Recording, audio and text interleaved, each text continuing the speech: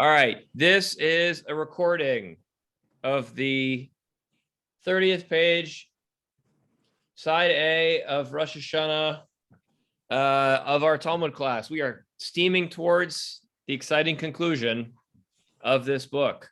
Although being completionist is not the purpose of Talmud, because as soon as you finish it, just like with a Torah, you just roll it back and keep going. In fact, you all know this. Every tractate of Gemara ends with the phrase Hadran Alecha. In fact, all the prakim end with Hadran Alecha, which is basically like, you don't get to stop. You got to keep going.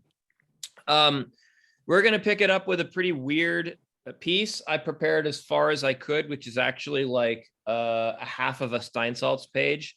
And a half of a Steinsaltz page is really like in real life, like a quarter of a real daf of Gemara. And the reason is this one's a little sticky. I don't know how sticky it is. Maybe it was just sticky for me. I found it a little tricky. And I'd already learned this once before, but the last time I learned it was about 20 years ago. So forgive me if most of that information went right out of my head. There is one little piece that I actually thought was worth diving into briefly. So we'll get into that. We are on 30A in the Sefaria lines, which is a thing I've adapted as a thing that helps you if you're doing this offline or if you're reviewing. It is Rosh Hashanah.30A.16. So the little subnote is 16. We're picking up with the Mishnah, Barishana Halal Lulav Nital. Dee is sitting down between going back to get her 8 different varieties of hamantashen. So we'll read this. If you're watching this 10 years from now on some random day, we're right before Purim here in Pittsburgh in the year 2022. When aliens come down and download everything into their brains, they'll want to know this for reference purposes. Yeah, okay. Additionally, I just wanted to say completely of no meaning whatsoever. I have been a rabbi for 16 years. I have attempted to make hamantashen on no fewer than, 6, 8 occasions. I've never gotten it right. Like I literally just can't. I'm not a good baker in general, but in particular, I can't really get hamantashen to come out right. They either don't taste that great, or they flatten out when you bake them, or they come out too dry, right? I've just given up. I'm good at latkes. I'm good at brisket. Good at chicken, very good at chicken. I make very good chicken. Not good at hamantashen. Just going to buy them from someone else. So D, save me a few extras. All right, D, with that, you're going to read the English. Manitim barishona haya lulav nital b'mikdash shiva u'medina yom echad mi shechra beit hamikdash hikin Rabban Yochanan Ben Zakkai shehe lulav nital b'medina shiva zecher lemikdash. Mishnah. After the previous Mishnah mentioned Rabban Yochanan Ben Zakkai ordinance that applies to the sounding of the shofar, this Mishnah records other ordinances instituted by the same sage. At first, during the temple era, the lulav was taken in the temple all 7 days of Sukkot, and in the rest of the country outside the temple, it was taken only one day, on the first day of the festival. After the temple was destroyed, Rabban Yochanan Ben Zakkai instituted that the lulav should be taken even in the rest of the country, all 7 days of commemoration of the temple. All right. So back in the old days, when I was a kid, we only used to wave the lulav once.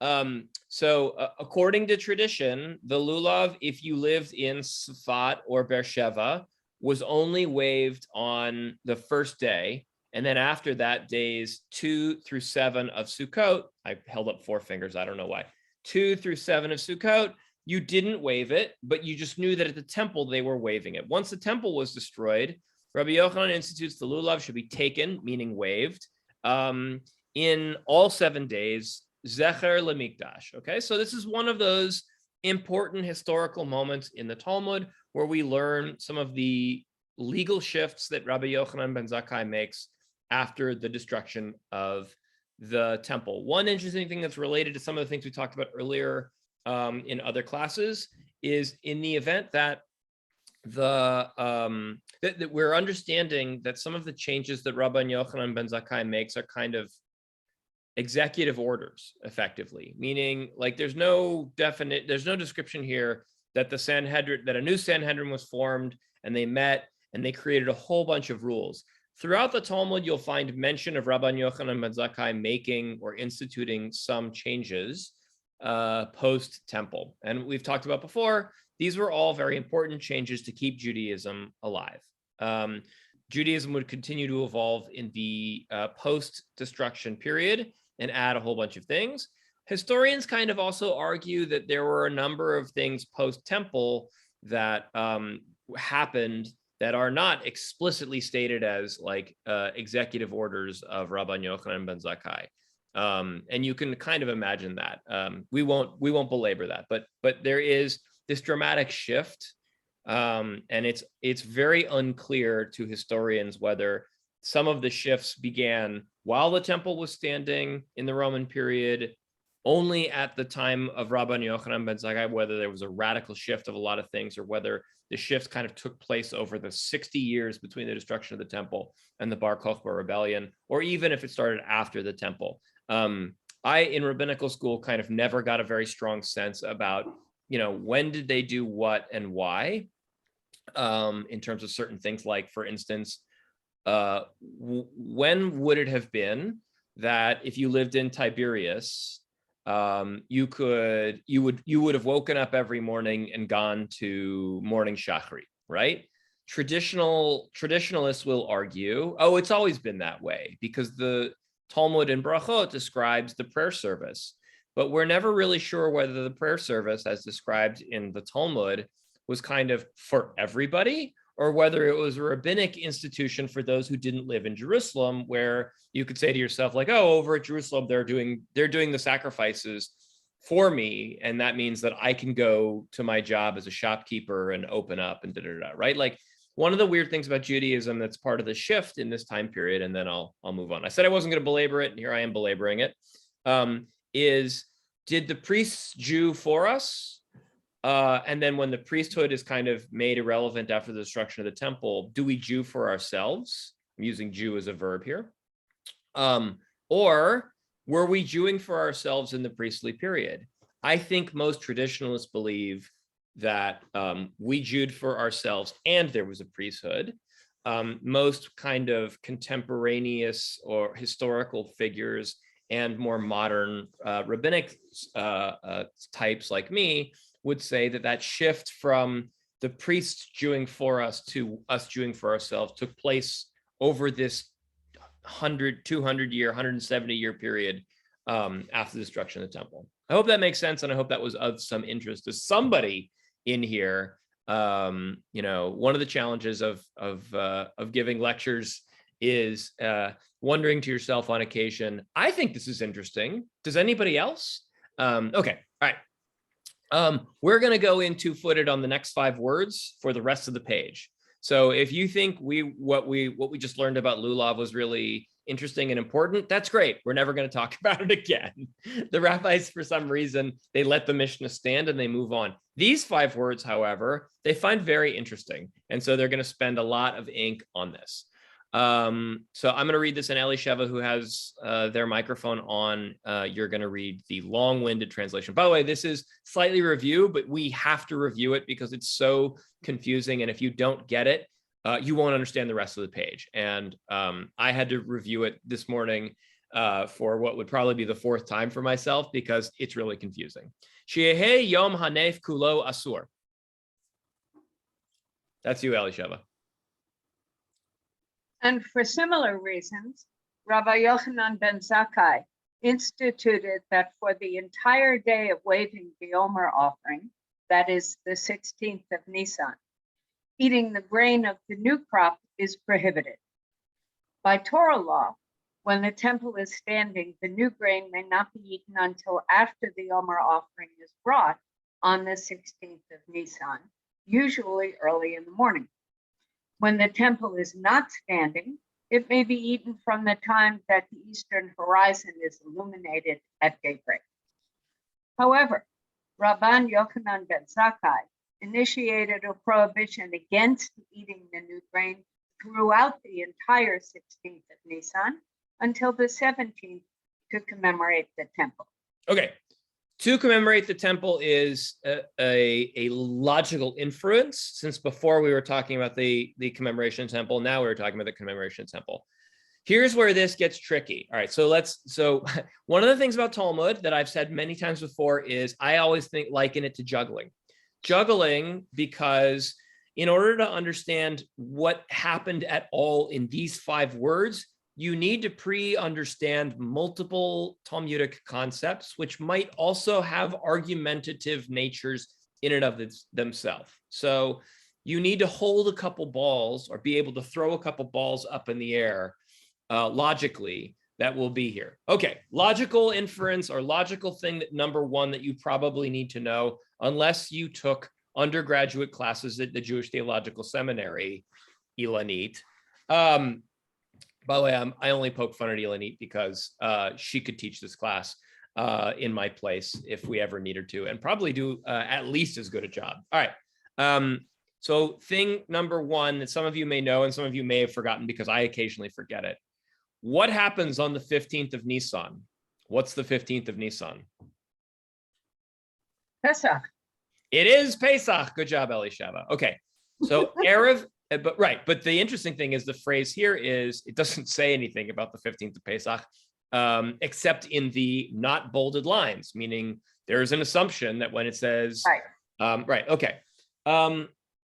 But we don't count the omer till the 2nd day. That's what I was about to say. So you're spoiling the joke, Elisha. No, I'm just kidding. Sorry. If you're in your Haggadah, if you do the first night of Passover and you go through the Haggadah and you get to the end of it, you're done, right? On the 2nd night of Pesach, there's one of those gray box type lines in most of your Haggadahs that says, if it's the 2nd day of Pesach, recite this. And the thing it says to recite is the counting of the omer, okay? We're going to be looking a little bit here about what that is. Now, in the old days, the 16th of Nissan was actually, no matter what, the 16th of Nissan is the 2nd day of Pesach. So the era of the 16th of Pesach is the beginning of the 2nd day of Pesach.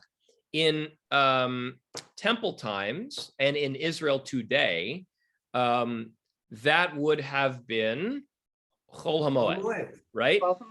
It is an intermediate day of Pesach. In the diaspora, post destruction of the temple, it is Yom Tov. It is the 2nd day of Yom Tov, which is why we have a 2nd Seder, which is why in Israel, I'm pretty sure, I could be wrong, Mark and Elisheva, and Noreen, if she's on here somewhere, you'll get that little gray box note at the end of the first Seder. It'll say that you start counting the omer at the end of the first Seder. Is that right? No, you don't count till the next evening. That's right. So you don't have anything in your Haggadahs, do you? No, not for that. Well, I still have American Haggadot. But... Right. So you have to go to synagogue to find out that you count the omer. And the reason is... No, it's in the Siddur. Right. It's in the Siddur. So the reason is because we're having a 2nd day Seder on the 16th and you're not doing anything because your Seder is over on the 15th, which is interesting because what we're saying is the date, the 16th, is the binding date for the waving of the omer. Now, why am I going in so hard on this?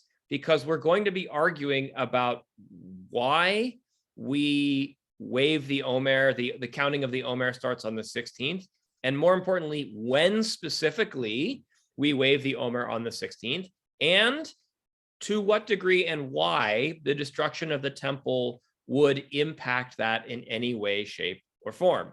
And it's going to be really strange. I won't spoil the treat. But so yeah, there's a bunch of stuff in here in the thin lines and the non-bolded lines that we're going to kind of repeat in a second. We talked briefly last time about the old grain and the new grain. We're not going to worry about that because it's not that important. Mostly what we're going to be worrying about is this kind of logical problem of what does it mean? When is the beginning of this day, right? Which is, Ilanit says, I don't think so, but Ilanit doesn't say, I don't think so about anything in particular. So Ilanit may be disagreeing with whether she would teach this class as well as I did, or Ilanit may be disagreeing about when exactly on the 16th this takes place, or whether we should have a second Seder. I have no idea. So you're vague spacing, girlfriend. All right, we're going to move on because already we're set up into a place where this is going to be slightly confusing and complicated. But the most important thing is we're debating about on the 16th when one begins with what would count as the waving of the new omer crop, and when you can eat chadash, or when you are prohibited from eating chadash, and when you must begin eating yashan, which is the new grain versus the old grain. Chadash, new grain; yashan, old grain. All right, onward. Mark Elliott Shapiro from Beersheba, you're going to read this little piece of Gemara. By the way, this is also a review, but we're explaining it better than we did before. Let Mark read this, and then Rav Judy, you can ask your question. Gemara, umenalan de avidnan zecher lemikdash de amar kra ki alea arucha lach umimakotiach paech neum Adonai ki nidcha karu lach Sion hi doresh ein la miklal debai derisha. Gemara. The Gemara asks, and from where do we derive that one performs actions in commemoration of the temple? As the verse states, for I will restore health to you, and I will heal you of your wounds, said the Lord. Because they have called you an outcast, she is Zion, there is none who care for her. Jeremiah 30:17.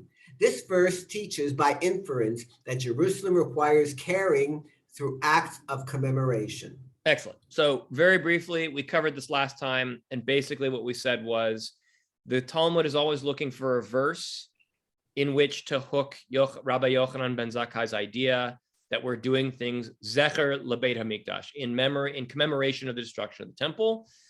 They need a verse, and so they hook it here, and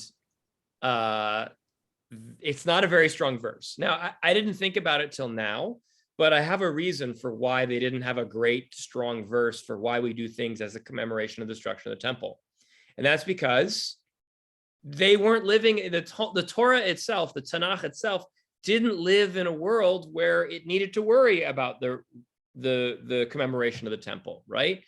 The Torah lives in a world where for a while it has a temple, and then for a very brief period, starting in the book of Lamentations and Jeremiah, and then stretching forward a little bit, it doesn't have a temple, right? The Israelites are cast into exile in Babylonia, and then Cyrus comes and conquers the Babylonians, restores the Jews who want to go back to Israel, some stay behind in Babylonia, which leads to the reason why the Babylonian Talmud even takes place in the first place, which is we had a strong community back in the Tigris and Euphrates community. And then Cyrus gives them a bunch of money and they rebuild the temple. So the Tanakh doesn't really live in a world where it has to worry about what would we do if we don't have a temple. The Tanakh lives in a world where with exception of a short break, it always has a temple. So I think I have a decent thesis for why there aren't any good verses in the Talmud for why you need to have something zecher lebeit hamikdash, because the Tanakh wasn't written in a world where they thought that there would ever be a lack of a temple.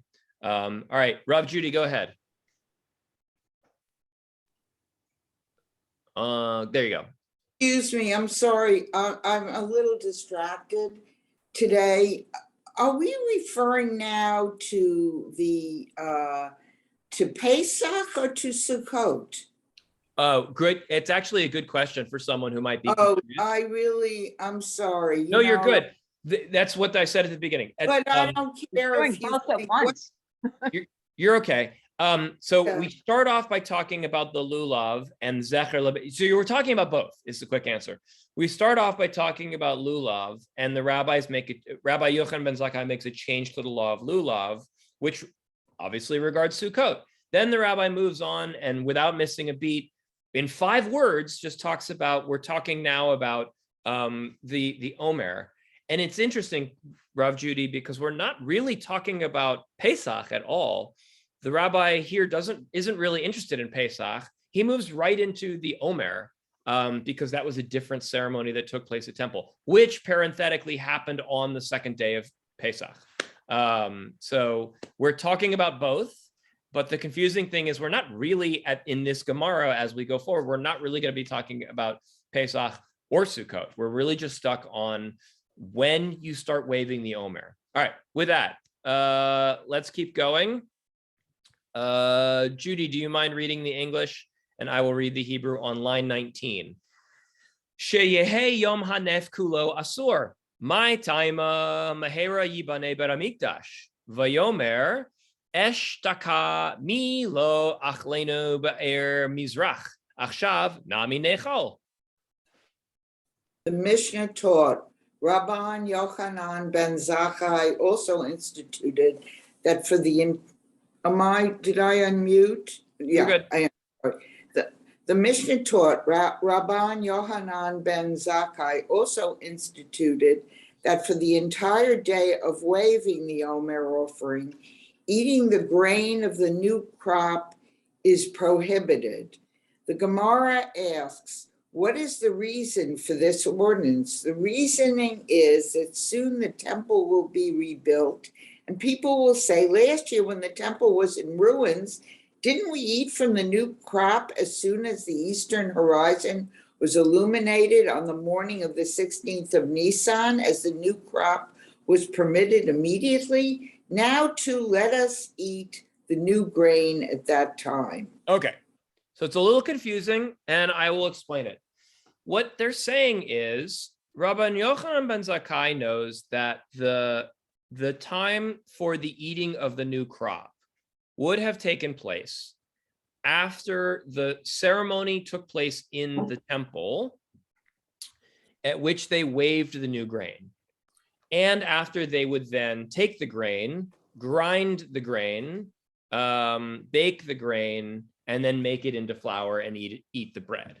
Meaning that in the temple time, since the ceremony took place on the 16th, and then the grinding and the baking took place, they would not actually eat from the Chadash until the 17th, okay? So that would take place in the temple times. You didn't eat Chadash until the 17th, okay? What you see in this place is a logical inference that would say, oh, but in the time of the destruction of the temple, you don't have to worry about that because you wouldn't have waved it in the temple because there's no ceremony of waving the omer, and you wouldn't have had to wait to grind and bake the grain into omer, into bread, and therefore now let us eat the grain at the new time. So they would say at the beginning of the morning of the 16th, you could eat the new grain, okay? And this is the logic by which it says Rabban Yochanan Ben Zakkai also instituted the entire day eating the grain of the new crop is prohibited. So even though we don't have a temple where we would wave the new grain, we're going to pretend like we do. And so it's going to continue to be forbidden all day the 16th. And the interesting line is there's kind of a phrase that they say, last year, didn't we eat the new crop as soon as the eastern horizon was illuminated on the morning of the 16th of Nissan, as the new crop was permitted immediately, right? Now too, let us eat the new grain at that time. So it's an interesting, weird rule in the Talmud in the sense that like normally you would think that when the temple is destroyed, the rules get stricter and there's a bunch of stuff we don't do. This is this very strange example where the date and time for a thing that we were going to do would have otherwise been moved up a day. It would have been an earlier, like, oh, yay, we get to eat Chadash a day earlier because there's no temple. But the rabbi said, Zecher LeBeit HaMikdash, let's not do that. Okay. There were a couple of hands and or a comment in the chat. Let me see if I can't pull up the chat and see if anybody has. Nope. Nobody's in the chat, and there are no longer any hands up. Wait, no, there are still hands up. Mark Elliott has his hand up, and Rav Judy has her hand up. Go ahead, Mark. Yeah, what is very interesting here is the subtext that not only are we supposed to do things to commemorate the temple, but we're also supposed to do these things in order to prepare ourselves for the renewal of the temple. So it's the idea that it's the continual, despite the terrible destruction, we didn't live in that period, but we can imagine, essentially now when we see what's going on in Ukraine, we can imagine the terrible atmosphere of destruction, and yet our optimism remains.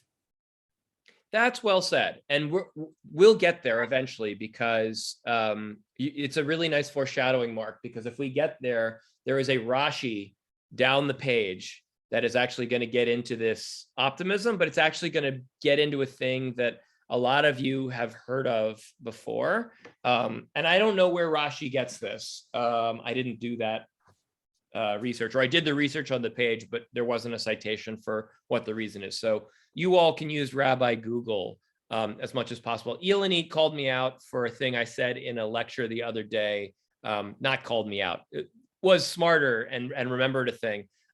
Where I was talking about the vagaries of the calendar. And I had mentioned that there are certain holidays where, like there are certain fast days where the fast might accidentally fall on Shabbat. And so we don't fast on Shabbat, we move the fast either the day before or the day after. And I erroneously made a statement about, the possibility of Purim falling out on Shabbat.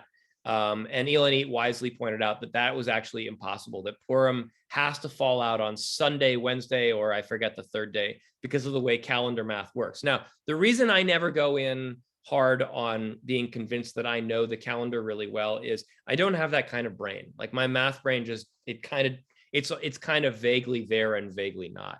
Ilanit has a math brain, so the calendar all makes sense, right? Okay. Go ahead, Rav Judy.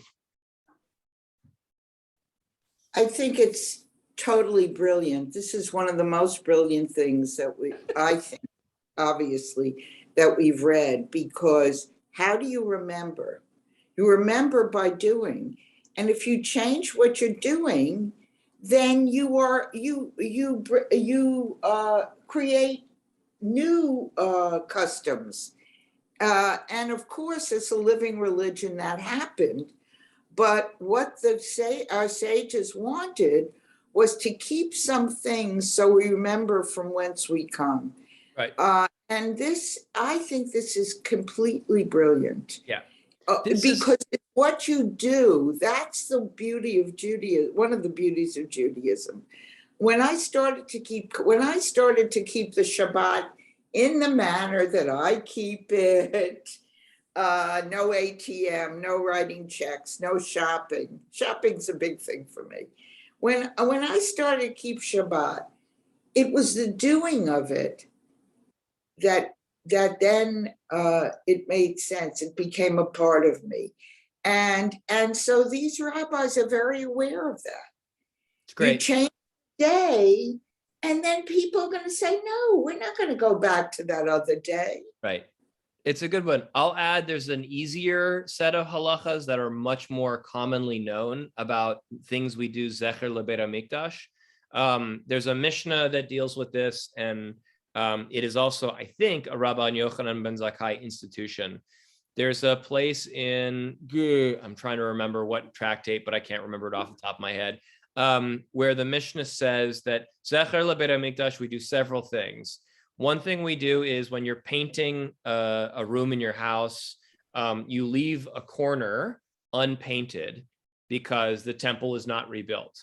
If you are serving a dinner with hors d'oeuvres, you leave off an hors d'oeuvre, Zecher LeBeit HaMikdash, right? You lessen your joy a little bit. And then there's one other one, which is if you're getting, it's like a running joke or a running statement for from like Style magazine or for Mademoiselle. For those of you who ever heard the piece of advice, like especially women, because I don't wear a lot of accessories when I go out. When you're getting dressed to go to a fancy dinner, and the last thing you should do is look into the mirror really quick. I mean, the first accessory or jewelry you see, take it off, because it's just a little bit too much. There is a halacha that literally says the same thing, except it's not about wearing too many pieces of jewelry. It just says you should always leave off one piece of jewelry when you go out. Zecher lebeit hamikdash.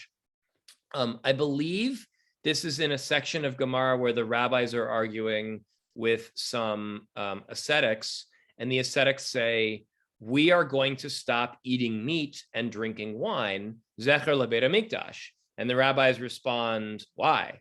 And they say, because we used to sacrifice meat at the animals at this temple, and we used to drink a libation at the temple. Therefore, we should not do those things now that we can't do them properly.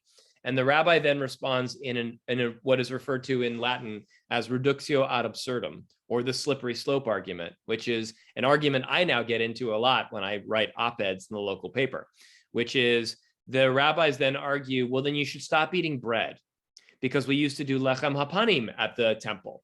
And the ascetic says, okay, we'll stop eating bread. And then they say, you should stop drinking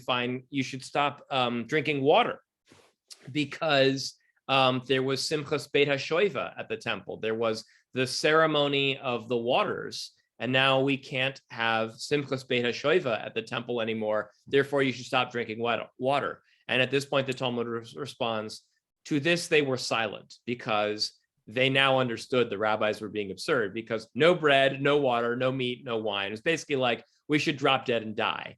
And the rabbis then respond, to mourn over more is impossible, and yet we should do something to remember the temple. So there's this really interesting balance there. I wish I remember where in the Gemara that is, or where in the Mishnah, but you all can again Google it. All right, Mark, go ahead, and then Elisheva. Yeah, I'm sorry, my video has been canceled for some reason. I beg to differ with Ilanit. Purim does sometimes fall on the Sabbath. And then we have the wonderful phenomenon known as Purim Mishulash, triple Purim. I sent you a link to a website that talks about it. Oh, nice. Okay, thank you. Cool. Well, again, bad at the calendar. All right, go ahead, Elisheva. I was just going to say, probably the best known thing we do in memory of the temple or its destruction is breaking the glass at a wedding. Right. Which is, as far as I know, not Talmudically instituted. I don't know where it came from.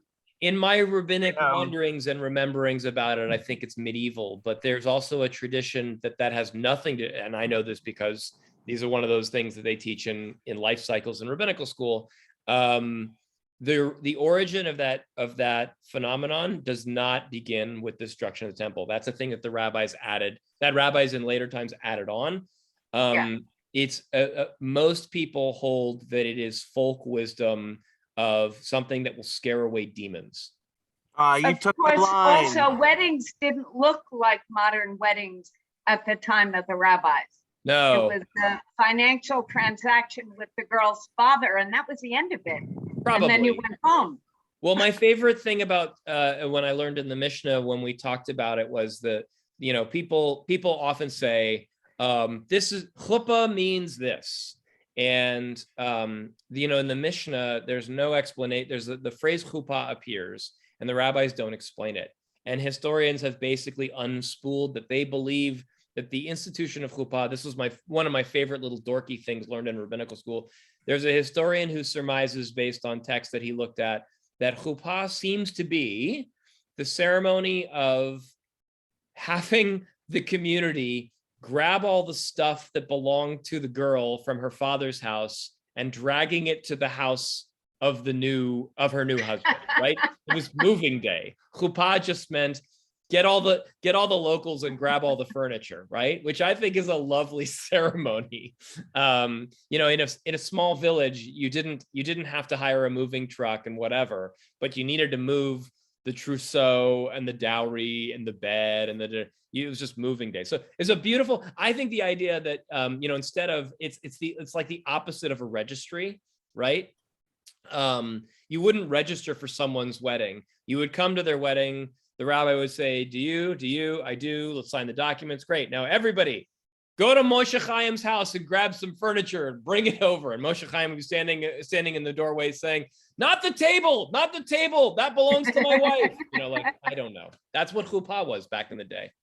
Okay. And thank you, Olivia, for adding the thing about demons. So it's good. But let's get back to this complicated Gemara. I found another text that Go ahead. sort of hints at this, which is Brachot 31a. Rav Ashi made a wedding feast for his son, and he saw the sages were excessively joyous. And he brought a cup of extreme valuable white glass and broke it before them, and they became sad. Oh, that's in the Talmud? Yeah, Brachot 31a. Well done. We are currently now having 3 separate arguments inside this class about things in the Talmud. Ilanit and Mark are arguing about when Purim falls on Shushan Purim. Olivia is arguing about where the origin of the glass breaking takes place. And I am still trying to do the waving of the omer, which is literally what's on our page. This is either the most ADD class or the most erudite, brilliant class of all time. They're like, Rabbi Goodman, this one Talmudic argument we're having, it's too easy. We want to have 2 Talmudic arguments on top of it. We want to juggle 17 balls, right? Brilliant. Please, Brilliant. No, We are not- multitask. Yeah, it's a brilliant class. This is like I'm trying to juggle 3 balls and you guys are like, throw a chainsaw at him. Here's a torch. It's like, I love that. And when you go to, I grew up in LA, and when you go down to Venice Beach, there's always a guy on the weekend, juggling chainsaws, and you're like, all right, here we go. We're going to do Velo Yadati. Olivia, you're going to, if you don't mind, read this. This is line 20 in the English. Velo Yadati, te eshtakad lo havi omer, ha'ir mizrach, hetir, hashta de'ika omer matir. And did they not know that last year, when there was no Omer, the eastern horizon illuminating, meaning that the morning of the 16th of Nissan served to permit the consumption of the new grain immediately? However, now the temple has been rebuilt, and there is an Omer offering. It is the Omer that permits the consumption of the new grain. When the temple is standing, the new grain is not permitted until the Omer offering has been sacrificed. Great. So this is just a continued clarification of saying what I was saying before, which is that when the temple is standing, it gets pushed off till the 17th. When the temple is not standing, you eat it on the 16th. So the rabbi is kind of arguing, Zecher lebeit hamikdash, we don't sacrifice on the 16th. There's one other thing that I didn't really mention here, which is notable because we're going to switch things up. And they're also going to continue arguing about this. One of the things that you've noticed in the Talmud that we've been doing recently is we'll get a sense of when the time is, and then we're going to get much more specific about when exactly the time is. So they use the phrase here, He'ir Mizrach. Okay, I just want to say He'ir Mizrach is an interesting phrase. He'ir from the Hebrew word or me'ir, to enlighten, or it becomes light at. Mizrach, you probably know, is the Hebrew word for east. This almost certainly refers to kind of the dawn period, meaning before the sun has come up, but not necessarily when the sun has come up. That is in Berachot, in Talmud Berachot, the time when you may begin to recite the Shacharit in the morning, and you may at that point, at some point when it's dawn enough, you can say Shema, but you cannot say the Amidah until the sun has pierced the beginning of the sky. I have a note on my page from when I learned this at some point that Baha'ir Mizrach is sunrise. And I don't know why I have that. I would assume that a rabbi told me that, but because it's 20 years ago and I may not have been paying attention very well, I may have surmised that accidentally. So if you're wondering when exactly you might be allowed to eat it, is it dawn, i.e. before sunrise, but the sky is still light, or is it sunrise? I'm not entirely sure. I would surmise that it's dawn, but that's interesting. We're kind of arguing about, all right, can you begin to eat on the 16th, or are you, like Rabban Yochanan Ben Zakkai says, are you forbidden until the 17th? All right, let's keep going. They're going to kind of object and change the topic here. Renee, if you don't mind. Thank you again yesterday for coming in and picking up Mishloach Manot. It's a big mitzvah. We had a good time. We had a good time. Dimeboy Emat. Ilema de Ibani be Shitzar Hare Ha'ir Mizrach Hitir. The Gemara clarifies, in this scenario, when it is that the temple was built, if we say that it was rebuilt on the 16th of Nissan, then the temple was not standing in the morning, and therefore the eastern horizon illuminating indeed rendered eating the new grain permitted, as it was not yet possible to bring the omer offering. Okay, so now they're explaining the thing that I was explaining, but they're explaining it in a little bit more specific detail, right? When is it that the temple was built? So the question is, and I don't know how they get this idea of when the temple was finally, we're talking about this theoretical period, either in the future or in the past, about what day they finished building the temple. And there is either, based in reality or completely hypothetically, theoretically, angels dancing on the head of the pin, the theoretical question: if the temple is finished being rebuilt on the 16th of Nissan, do they even have enough time to bring the omer offering and therefore eat it on the 17th? So like, when exactly should we ban the eating of the new grain? Because when exactly would it have been done? Now, what they're really arguing about is whether the dawn on the 16th should be the date at which we are prohibited from eating the new grain, or whether if it's rebuilt on the morning of the 16th and the temple was not standing in the morning yet, maybe we should do it a little bit later in the day. Okay, that's kind of the implication that's going on. So the question is not gone from, can we eat it on the 16th? The question is moving into, when on the 16th might we be allowed to eat it? Is it in the morning or is it later? All right, which is kind of absurd, but that's okay. And they're going to keep going and try and explain a little bit more about this. Okay, who else do I have in the room? I'm going to assume Elanit is doing laundry or dishes. So unless you want to read, Elanit. So Elisheva, you're line 22, if you don't mind. And I'll do the Hebrew here. Although all of this is Aramaic, by the way, you will know that from, if you go up above, the Aramaic word for 16th is shitzar, which is like Hebrew. It's shit is Aramaic for shesh, and asar is 10 in Hebrew. And in Aramaic, they just combined it together and it becomes shitzar. So if you learn nothing else today, you learned the Aramaic word for the number 16. How many of you will ever need to be, how many of you will ever be in a place where a guy in an elevator turns to you and says, I'll give you this suitcase full of $1 million if you can tell me the Aramaic word for 16? I have just scored you $1 million. Okay, Judy, you wanted to say something? Yeah, I'm not remembering this from rabbinical school. Is Aramaic a newer language than Hebrew? I know the Hebrew alphabet is based on the Akkadian alphabet. Close. And originally comes from Egyptian hieroglyphics.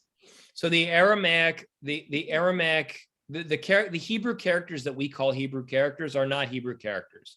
The Hebrew characters are Aramaic characters. If you want to see true Hebrew characters, you have to go watch Charlton Heston and 10 Commandments, because the letters that are inscribed on Are you there know, are actual Akkadian? Hebrew. Yeah. People Okay. always trip out Okay, of that. That like so, Cecil B. but DeMille it's- got it right. Wait, I'm going to answer your question. Wait. So Yeah, the answer to your question okay. is, after the destruction of the temple, the first temple, and the carrying away of the Israelites to Babylonia, the Yeah. Jews stop speaking probably Hebrew as their primary language. They start to speak Babylonian Aramaic. And so in that time, for the next 40 years while they were slaves, much like we don't speak Hebrew or Yiddish in this class, we speak English because we were dragged away to the United States because of pogroms and so on and so forth. That is why the language changes. What happens is after Cyrus reinstates the state of the land of Israel, the Jews who move back to Israel, and then they were unsure as to whether they were speaking Hebrew or Babylonian Aramaic as their primary language. They may have been continuing to speak Hebrew, but that occurred in the year 516 before the Common Era. Over the next 500 years, the lingua franca in the area, both because of Syriac Greek domination and because of Roman domination, changes from Hebrew to probably Syriac Greek, and then again to Palestinian Aramaic based on the dominant individuals in the area, and also likely Latin, right? So Aramaic probably evolved as the popular folk language of the area. By the way, additionally, Palestinian Aramaic and Babylonian Aramaic are not the same. They are close. They're probably kind of like the difference between being in Mexico and speaking Spanish and being in Spain and speaking Spanish, right? I learned both. My Spanish teacher in my high school forced us to learn all these Spanish constructions that on the street in Los Angeles when I worked in my mom's school in East LA, they never used. There are also all sorts of phrases they did not teach me in Spanish class that I grew up in my mom's East LA classroom learning. Orale, vato, right? Orale is not Spanish. If you went up to someone in Spain and said, orale, nobody would know what the hell you had just said. Orale just means, hey, what's up? And vato is also not Spanish in Spain. It's Spanish in East LA. And there's a dozen more things like that. I remember I was talking to some Argentinian Jews in the rabbinical school in Israel, and I said, "Hola, ¿qué onda?" And they went, "What?"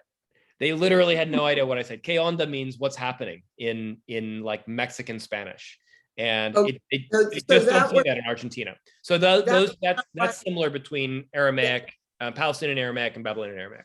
All right, so that was all. I learned a lot just now. Sorry. That was my question, but no, that's great. I just, what my question, and I think you really, I answered it to my satisfaction without realizing, is Aramaic a newer language than Hebrew? But clearly it's not, because the Babylonian civilization was quite ancient as well, correct? Yeah. So therefore, they're contemporaneous languages. Yeah. It's not that Hebrew was an old language and that's why we stopped speaking it. It was because of the geopolitical situation that we moved on from Hebrew to Aramaic. The question is too difficult to answer to some degree, because when does language become language and when does it solidify? And the answer is, who knows, man? I just was telling my kids this the other day. Iggy asked about, I mentioned something from the Canterbury Tales, and Iggy goes, "What's the Canterbury Tales?" My response was, "Juan that aprio with its shure sota," which is the first line of the Canterbury Tales in the original Middle English, which none of you, if you've never read the Canterbury Tales and been forced to memorize the first line like I was, Iggy had no idea what Juan that aprio with its shure sota means. And that's English, right?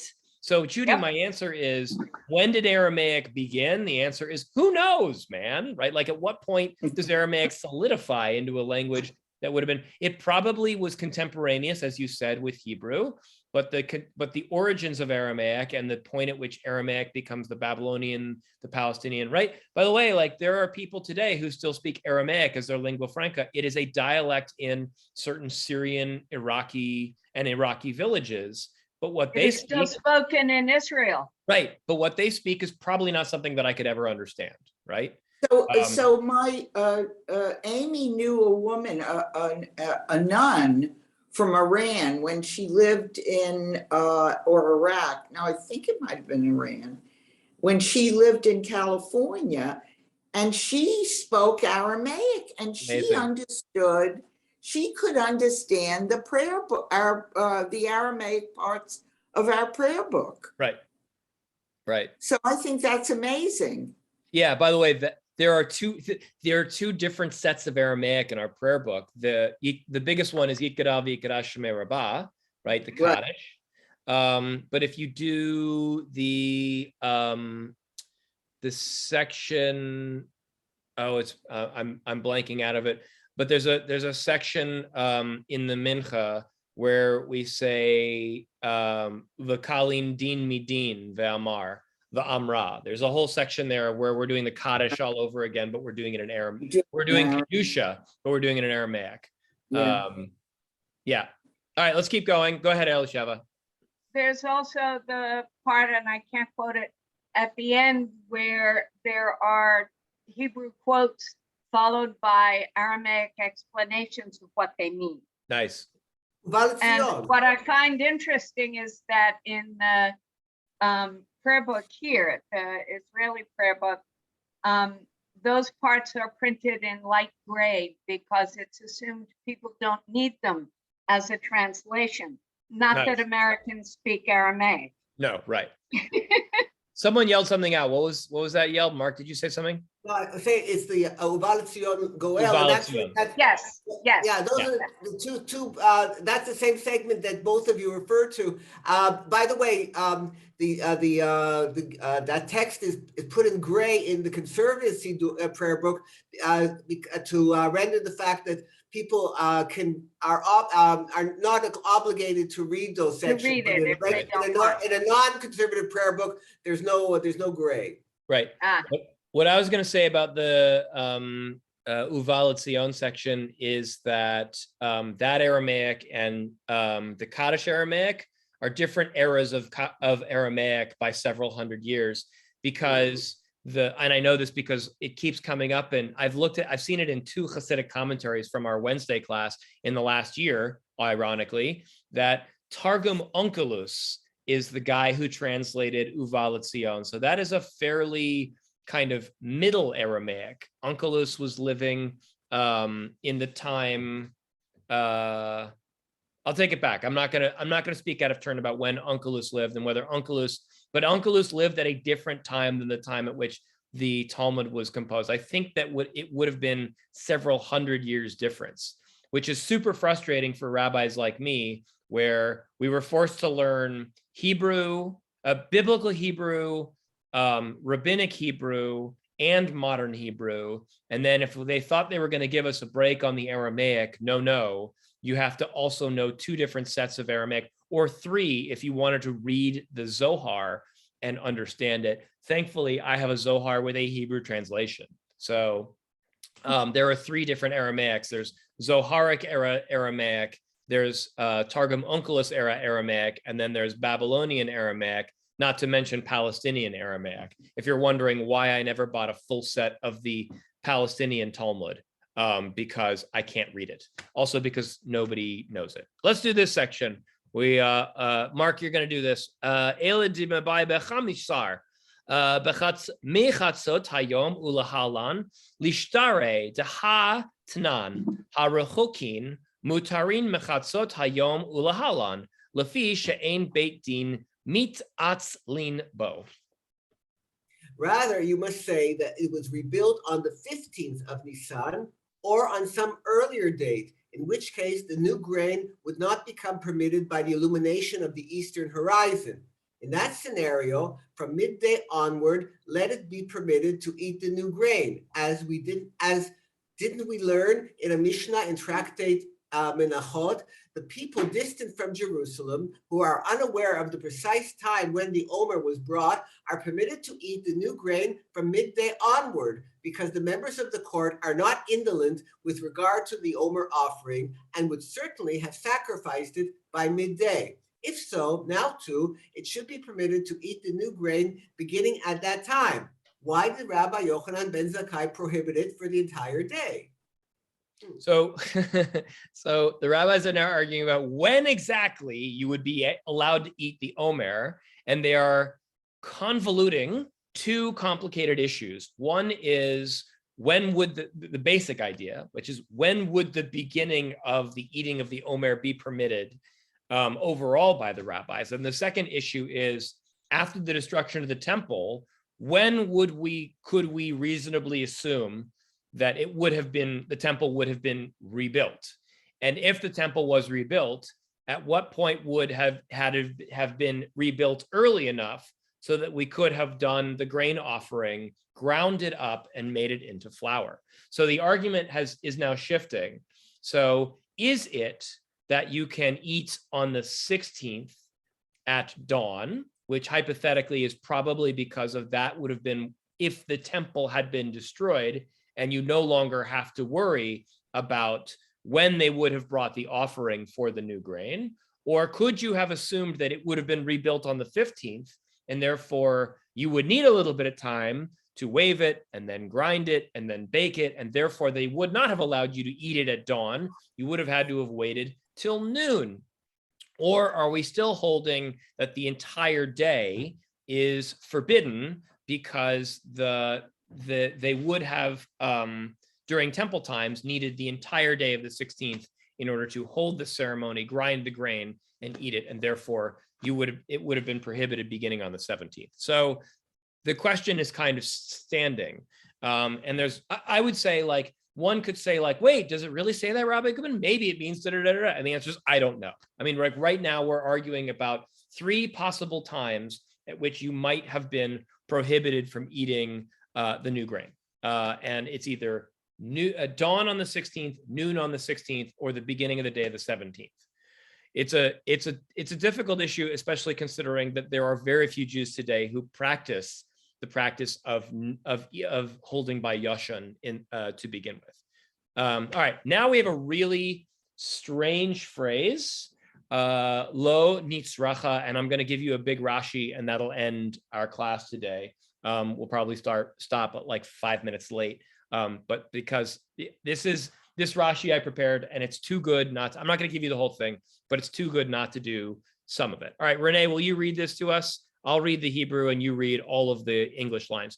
Lo nitzracha demibani bechamesar samuch l'shkia hachama inami diibani balayla.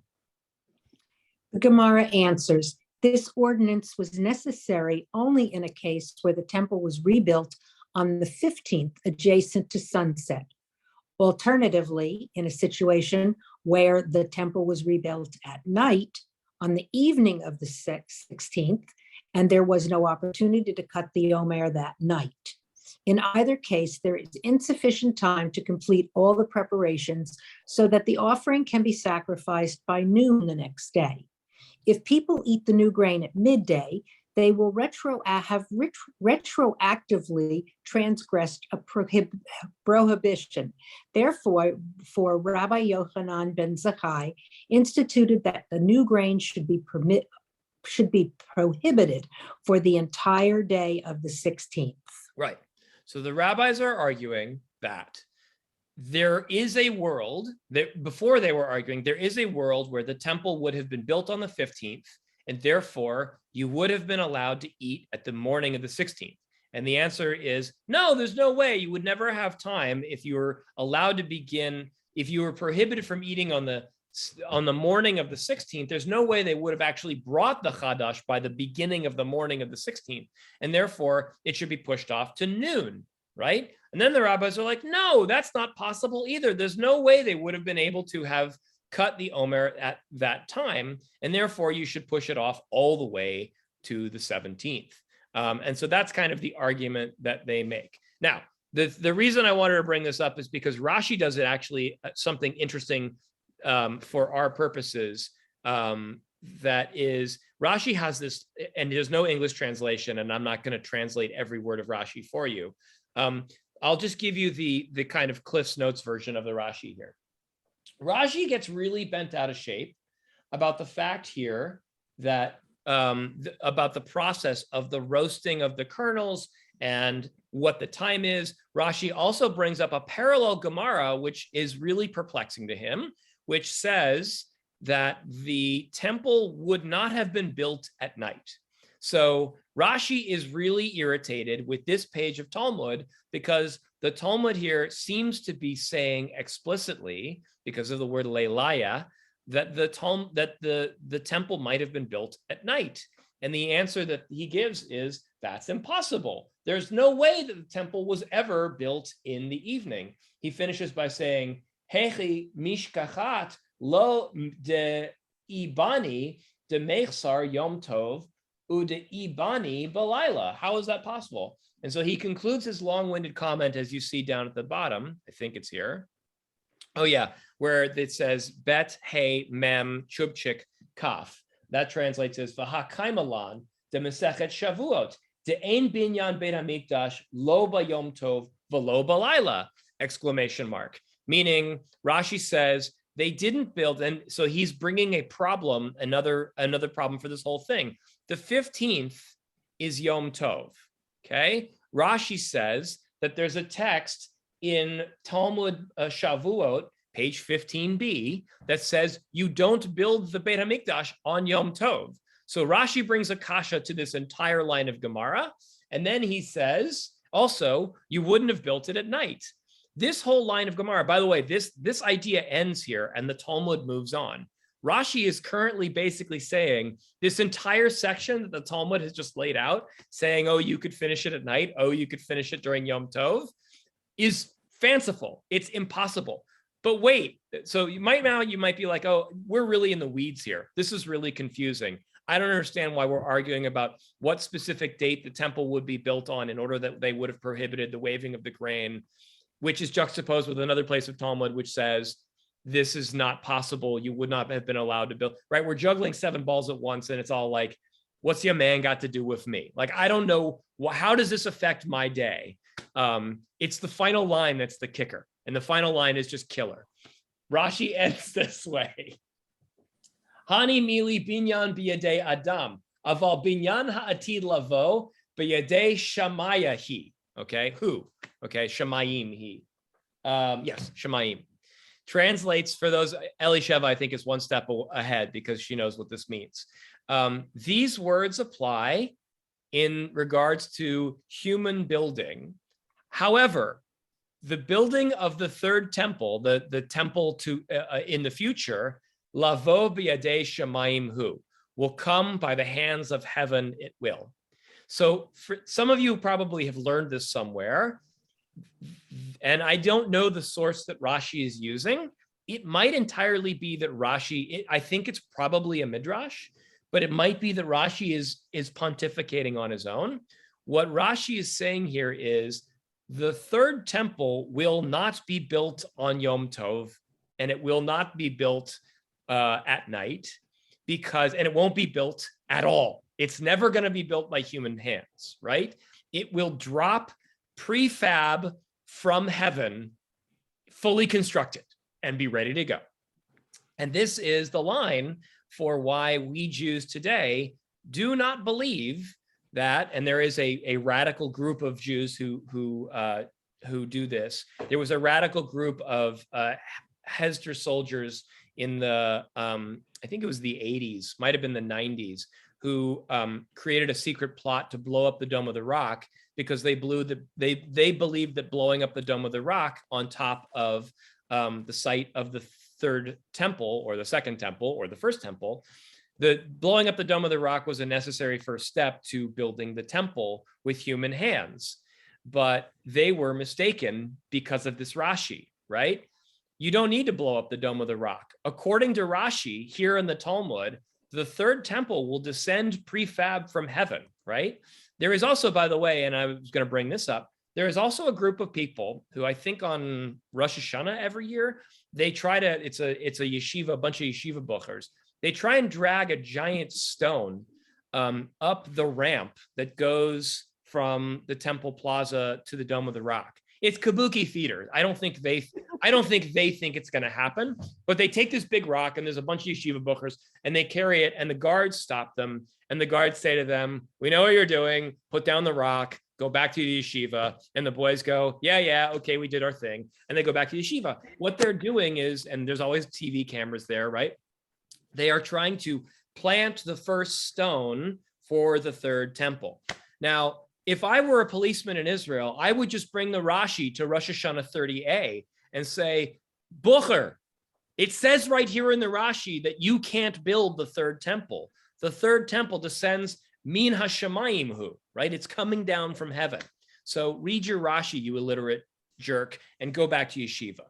But I think this is my point, right? There's a lot of really interesting things in this text. The subtext of the Talmud is we're talking about the text of the Talmud is basically arguing about when do these ceremonies take place and when do we remember the temple.